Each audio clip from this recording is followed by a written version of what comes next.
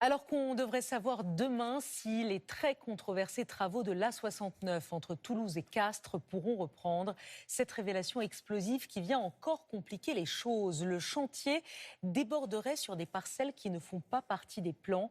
Plus de 40 hectares seraient concernés. C'est colossal, disent les associations qui ont saisi l'État. Les explications de Marie-Candice Delouvrier avec David Bress. Les travaux de l'A69 avancent au pas de charge ces jours-ci.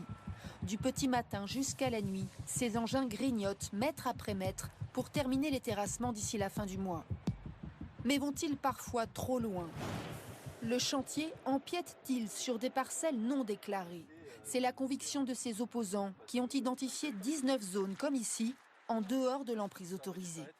Là-bas, vous voyez le camion qui circule, là il est hors de l'emprise. Tout ce champ qui est derrière, il est hors de l'emprise. Et tout autour, à 360 degrés, ils ont débordé. Nous avons pu le vérifier grâce aux images satellites. En rouge, voici la zone de chantier initialement autorisée.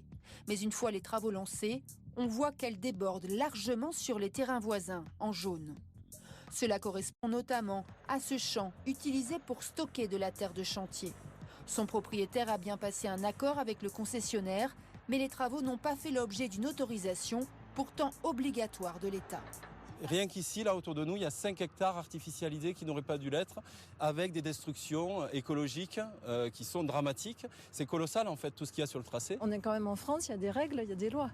Pour vous, il n'y a rien qui est respecté là, ici? Non, visiblement, ça déborde énormément, ouais, c'est très choquant. À l'autre bout de l'autoroute, près de Castres, cet agriculteur ne décolère pas. À la place du champ où il plantait son blé autrefois, propriété aujourd'hui du concessionnaire, il a découvert cet immense trou d'1 hectare rempli d'eau. Jamais on a pu savoir que ça pouvait exister. Ici, dans l'enquête publique, il y avait une prairie naturelle, une prairie sèche qui existait déjà et qui devait être sanctuarisée pour compenser les dégradations de l'autoroute. Sur l'image satellite, la zone de travaux en rouge validée par l'État ne comprenait pas ce trou, ici en jaune, ni les terrains autour.